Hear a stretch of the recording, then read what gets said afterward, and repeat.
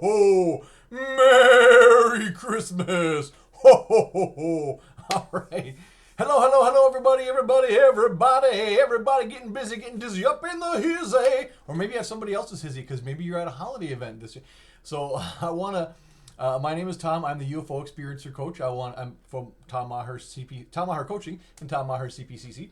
Want to thank you for watching this video. Click the subscribe button to subscribe to the channel. Click the notification bell to get notified every time I post a video. And like this video, comment on this video, share this video. Okay, so I wasn't planning on doing a video yesterday, and I didn't.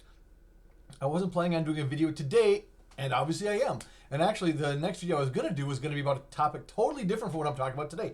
But anyways, so it's Christmas Day, and I found myself this morning, I went to my cousin's house last night for a Christmas celebration, and I was the only one from my immediate family there. And then she was there with her husband and their son, and then some of his family was there, and actually some of my cousins' kids were there too. So I didn't know everybody, but I knew a good chunk of the people. There's about 20 people there, and it was a good time. It was nice.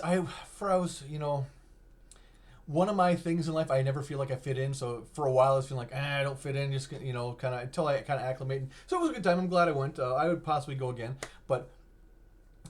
So it was funny because they would kind of ask. Occasionally, someone would ask me something. I got to talk about. Not that I got to talk about. I'll talk about this, but I don't know if it's related to that. But this morning, I got up and I went to church this morning, and I found myself this morning reflecting on a lot of the time that I've done volunteering in prison. So to preface all that, prior to the pandemic, I was spending anywhere from 100 to say 300 hours every year volunteering in prisons around Minnesota. One prison mainly, but prisons in Minnesota, working with some of the most violent offenders on nonviolent conflict resolution.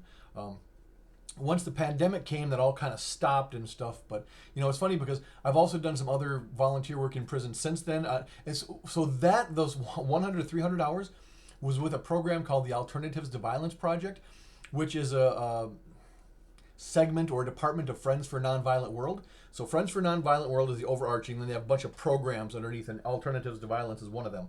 So I was there earlier this year, maybe like March or April probably, and some of the guys for a transition service, some of the guys recognized me and came up to me and say, "Hey, when's AVP coming back? When are you guys going to be back for AVP?" I said, "Well, the prisons are still kind of closed per se for like programming and stuff." They said, no. Everyone's coming back. The churches are coming back. This is coming back. All the programs are coming back. Why haven't you guys come back?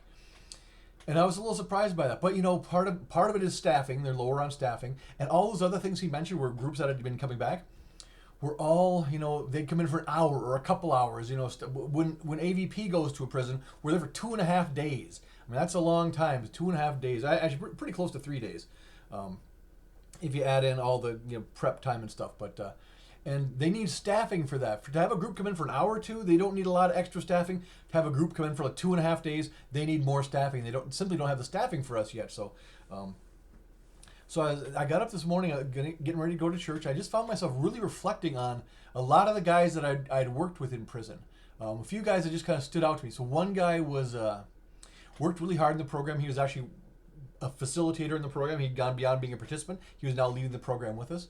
And he'd asked me for a list of the 5 books that I would recommend to someone who wanted to change their life. So, and that turned into a whole, I could go on with my prison stories. I could probably talk for hours and hours and hours about my prison stories. I'll preface this too, whenever I start talking about my prison stories, a lot of times I get choked up. So, if I start crying during the video, you've been warned. So, so he'd asked me for the 5 books that I would recommend to someone who really wanted to change their life. So there's a whole big story behind that.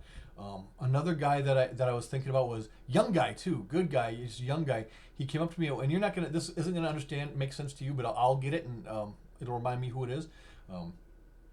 He came up to me after one of the presentations that I think I had just done the presentation. He was all excited. He's like, "Can you write this down?" And I was like, "What?" He's like, "Can you write this down?" And I was like, so there was that guy too, and he's got a very interesting story too. And then there was one Hispanic guy who, the story about him covered like 2 or 3 weekend workshops over the course of months. That is a big story about him. But he told me the time he talked to a black man, which is a whole. Yeah, just another interesting story. The time he talked to a black man, and then there was a black guy who I'd worked with too. He came up to me and he was telling me at the end of the weekend, he said, I've been in this prison, I've been out, I've been in and out. I kept kind of doing the revolving door thing in and out of prison. He's like, I swear to you, every time I've been in here, I would have told you up one side and down the other that I'm a man. Da da da da da. He said, but I was fooling myself. I was fooling everybody else. I was never a man. I was a boy. I was a stupid, immature boy, and he goes, now I get it. Now I figured it out. Now I am a man. But before, back then, I was just a kid. I didn't know what the heck I was doing, but I figured it out now. He said, I'm a man now. And he was getting out in like 10 or 14 days, I think, within a couple weeks. And he goes, and I tell you what, he said, I give you my word. He goes, you will never see me back in here again. And I think he was, I think he was serious. B, I believed him. And C, I really hope that he can do it. And D, I think he can do it. But he said, you will never see me in here again. I said, well, we've got another workshop coming up next month. You can sign up for the workshop. He goes, oh, no. I'm getting out in 10 days. I won't be here for the workshop. I said, well, if you want, I would be more than happy to. I can go talk to the warden for you and ask him if you can stay a little. He's like, I was teasing him. He's like, no. I want to. Okay, are you sure? I'll talk to the warden. Maybe we can work something out where you stay a couple months more. He's like, no. Don't do that. So, yeah. So there's that guy. There was one guy, too, that I was thinking about. Actually, there's another guy I'm thinking about right now. But there was one guy who was, he wanted to take one of the presentations of the tools that we worked on. He wanted copies made so he could send one to his mother and he could send one to his girl. So when they were on the phone, they could work on these skills together and be healthier in how they communicate with each other and have it be much more positive things. So because he learned the skills, he wanted them to learn the skills so they could all do it together, so they could be supportive of each other and be really positive about that. And there was one guy.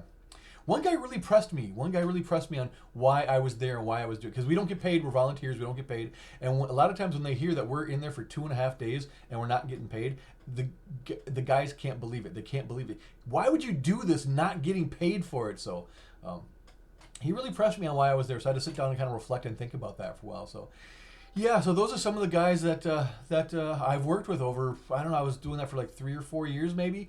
Maybe it was longer. No, I don't think it was, if it was longer than that, it wasn't much longer than that. Could have been shorter than that, but it was 2-3 years anyways, maybe 4 or so. Spent a lot of time in prisons around the state. Mostly this one prison, but a little time in others too. So I just found myself on this Christmas morning reflecting on the guys that I worked with in prison. And not all of them are still in there. I think some of them are definitely out, but some I'm assuming are still there, but and that's one guy who I worked with a couple times. I know he got out. He got out, and he was getting out, and then he was going back home. And home being the continent of Africa. I forget which country.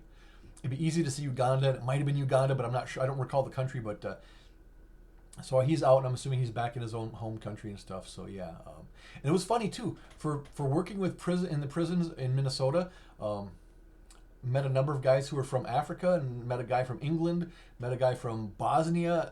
I was in a prison in northern Minnesota. There was a guy in there from Bosnia-Herzegovina. I'm like, in my head, I'm going, how are you a citizen of Bosnia? How are you a Bosnian citizen? How do you end up in a prison in northern Minnesota? It really kind of was strange to me, but I never asked it. I generally didn't ask guys what they did or how they got into prison. A number of them would just share that with me because they wanted to share. I think they wanted to be seen. But I would never really ask them because that's not why I was there. I wasn't there to go, hey, why are you here? What did you do? I wasn't. That's not what the purpose of me being there was. But I would find myself wondering, how did this guy get here? And the guy, can you write this down? He was from.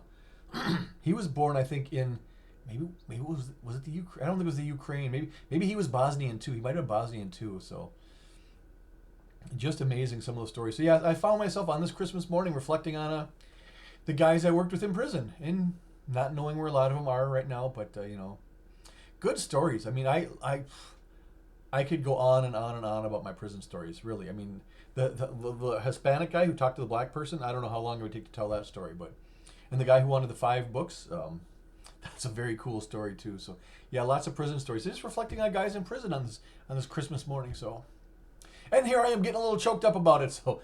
Okay, I'm about to hit the 10-minute mark. How's that for 2 minutes of madness turned into 10 minutes? What's going on? What's going on? It's madness. So anyways, I'll be going to my mom's house, and we'll be having dinner in about 2 hours from now. So I'll be going over there early. I'll probably heading over there about a half hour from now. So hang out with my mom a little bit before everyone arrives. So just want to send that Christmas message and just talk about, the guys that I worked with in prison and how they just they were very much on my mind this morning while I was in church. So anyways, I hope you all have a fantastic holiday. I hope you have a fantastic Christmas, Hanukkah, Kwanzaa, whatever it is that you recognize. And of course, New Year's is coming up. Have a safe and happy New Year's. And when the New Year's comes, have a spectacular 2024.